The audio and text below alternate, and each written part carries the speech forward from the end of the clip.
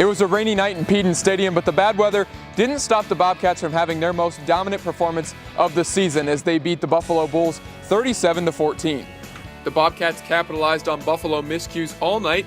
Ohio recovered a muff punt midway through the first quarter, which led to the game's first touchdown. The Bulls had trouble holding on to the slippery football all night as they fumbled 4 times and lost 2 of those.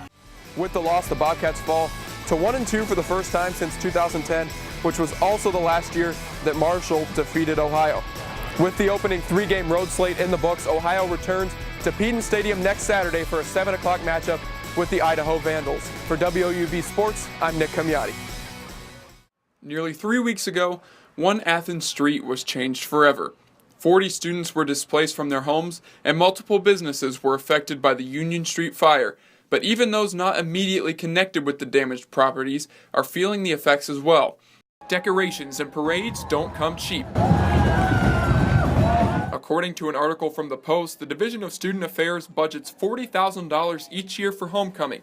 Those funds come from each student's general fees every year.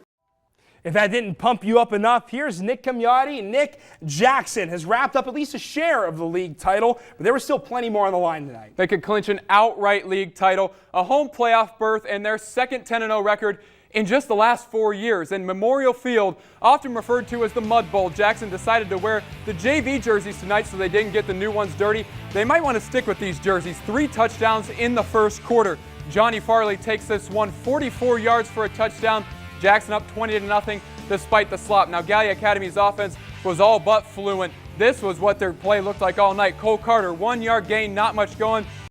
Are the Ironmen, are they on the fast track to the league title? You have to think that they are. No disrespect to Gallia Academy and Portsmouth, but I think that this team is too good on both sides of the ball. I think their early troubles in these games the last 2 weeks can be attributed to the bad weather, but they have to learn how to play in the cold and rain, but I think they'll be fine. No respect for Gallia, Nick. What are you doing? You don't think Gallia can do it?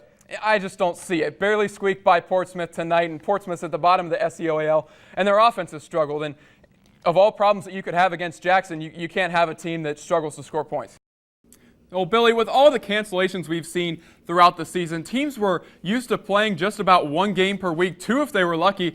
Well, this week was a different story for the Nelsonville York Buckeyes. They played 3 games this week, and our boys' hero of the week, Colt Adams, was sensational in every one of them. The junior forward scored in double digits, and all 3 of those contests this week, averaging 14 points and 5.3 rebounds per game over that stretch. No, it definitely was a season to remember. In the TVC Ohio, the Vinton County Vikings boys and girls both finished at 2nd place in the Ohio. Megan Stamper and Avery Jennings will look back on Vinton County's rebuilding season. Nelsonville York and Alexander both finished in the middle of the pack in the conference. Michael Somrak and Carly Bell will take a look back at the Buckeyes, and Mark Donor and Carly Maurer will fill you in on Alexander. And the Lady Bulldogs got revenge over Jackson on Wednesday to move themselves into the regional semis. On September 9, 2005, the Ohio Bobcats sealed their first victory of the Frank Solich era with an overtime victory over the Pittsburgh Panthers. 10 seasons later, the Bobcat head coach has brought many more wins to Athens and has changed the losing culture. However, beyond Solich's accomplishments at Ohio, many younger students are not aware of the illustrious football career that the coach has seen. As a fullback at the University of Nebraska in the mid-60s, Solich was a standout. He was a team captain and an all-conference selection. His aggressive style of running earned him the nickname Fearless Frankie.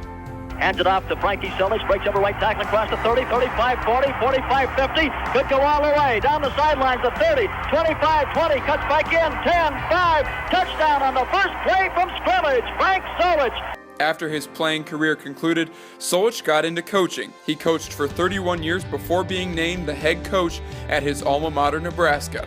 As the Huskers head coach, Solich excelled, compiling a 58-19 record and leading Nebraska to an appearance in the 2001 National Championship game.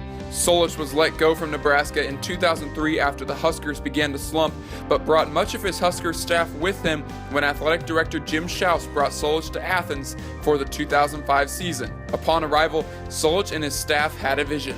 When I first arrived here, I wanted to start to raise the program to a level where they could win with some consistency, and they had struggled with that prior for some time.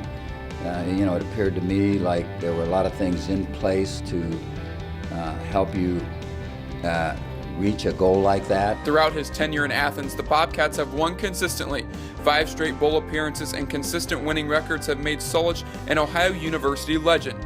While now an established member of the Ohio community, Solich still keeps in touch with the people he connected with in Nebraska and has continued to recruit the state of Nebraska well. You know, I still am in touch and know a lot of high school coaches back there,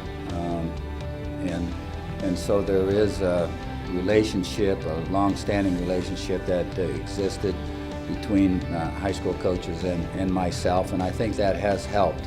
Casey Sales, a sophomore from Omaha, Nebraska, acknowledged Solich's prominence in Nebraska even a decade after his time with the Huskers ended. My parents were just here a few weekends ago, and there's people selling half Nebraska, half Ohio shirts at the game.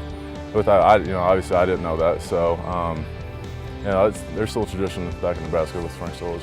Solich's fingerprints are now on every aspect of the Ohio football program. The newly completed Walter Fieldhouse and the announcement of a new academic center would not be possible without Solich's influence in advancing the program. As far as the product on the field, there is no doubt that Solich's wealth of experience has made an impact. Just the players that he's been with and the players that he's coached, I think he has just all experience all around. So what he brought from Nebraska here just is making the program a lot better.